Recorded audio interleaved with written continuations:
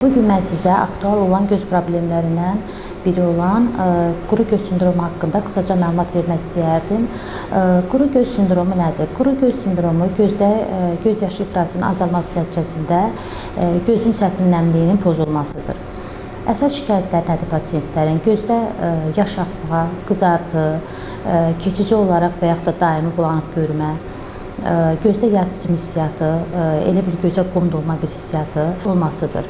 Ümumiyyətlə 50 yaş üzəri pasientlərdə göz yaşı ifrazı azalır. Yarama səbəblərindən biri hormonal dəyişikliklər, bəzi xəstəliklər nəticəsində, məsələn, lupusdur, reumatoid artritdir, göz yaşının ifrazının azalması müşahidə olunur. Necə eləyək ki, quru göz sindromu yaranmasının qarşısını alaq?